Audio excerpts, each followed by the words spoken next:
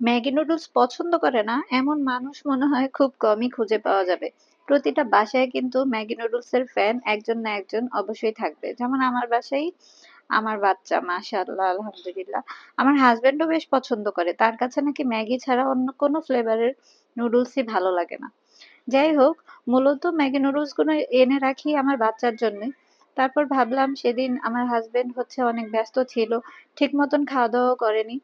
তাই আমি তার জন্য একটু নুডলস করে রাখবো, এটা ভেবেছিলাম। সে বাইরে ছিল, তাই ভাবলাম যে সে আসার আগে আগে আমি তার জন্য ঝটপট একটু ম্যাগি বানিয়ে ফেলি, কারণ ম্যাগি তো অবশ্যই 2 মিনিটের নুডলস, এটা বানাতে তো খুবই কম সময় লাগে।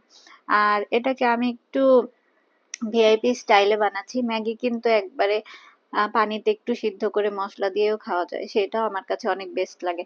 আমি তো সবসময় ওইভাবে খেতে পছন্দ করি। আমার বাচ্চাকেও কিন্তু আমি ওইভাবেই দেই। আমি অনেক ভিডিওতে শেয়ার করেছি। তো আজকে আমার হাসব্যান্ডের জন্য একটু মানে সুন্দর করে রান্না করব ভাবছি। কারণ সে চাউমিন, নুডলস এগুলো খুব বেশি পছন্দ করে। মাশাআল্লাহ আলহামদুলিল্লাহ। আপনারা সবাই দোয়া করবেন আমার হাসব্যান্ড, আমার বাচ্চা, আমাদের ফ্যামিলির সবার জন্য। আর আমিও আপনাদের সবার জন্য অনেক বেশি দোয়া করি। আল্লাহ সবাইকে অনেক বেশি ভালো রাখুক। তো এই যে আমি এখানে নুডলসটা প্রথমে সিদ্ধ করে নিয়েছিলাম।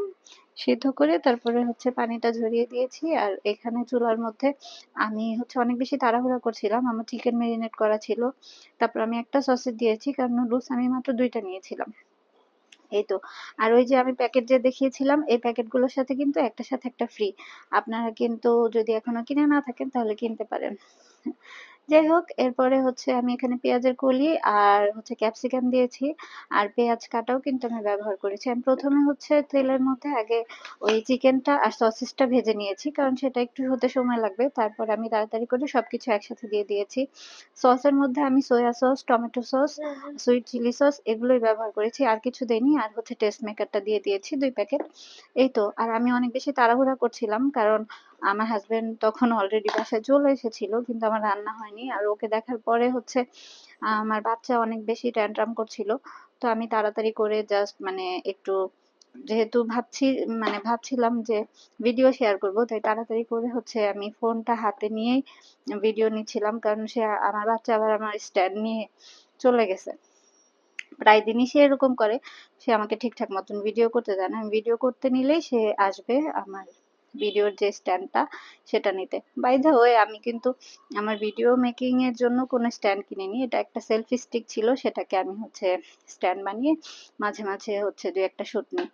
ম্যাক্সিমাম টাইম আমি হাতে নিয়েই ভিডিও করি। এখনো যেহেতু আমি তেমন ভাবে বড় কোনো কিছু হইনি, যার কারণে হচ্ছে নরমালি যতটুকু পারি ততটুকু করার চেষ্টা করি। যাই হোক, এখানে কিন্তু আপনাদের সাথে কথা বলতে বলতে আমার নুডলসটা রেডি হয়ে গিয়েছে।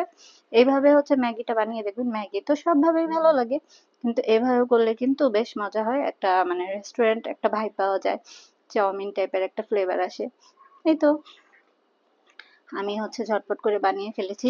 এটা বানাতেও কিন্তু আমার 2 মিনিট থেকে হয়তো 5 মিনিট লেগেছে, কিন্তু খুব একটা বেশি সময় লাগেনি। সবকিছু রেডি করাই ছিল। এই তো, রেডি করা থাকলে কিন্তু রান্না করতে বেশি একটা সময় লাগে না। নুডলসটা বেশ মজার ছিল। তারপরে আমি আমার হাজবেন্ডকে সার্ভ করে দেই, কারণ সে বাইরে থেকে এসেছে, অনেক টায়ার্ডও ছিল, আবার ক্ষুধার্তও ছিল। তো আজকের ভিডিও এই পর্যন্তই। সবাই ভালো থাকবেন। আল্লাহ হাফেজ। আসসালামু আলাইকুম। অবশ্যই বাসায় এভাবে ট্রাই করে দেখবেন, এটা কিন্তু খুব মজার হয়।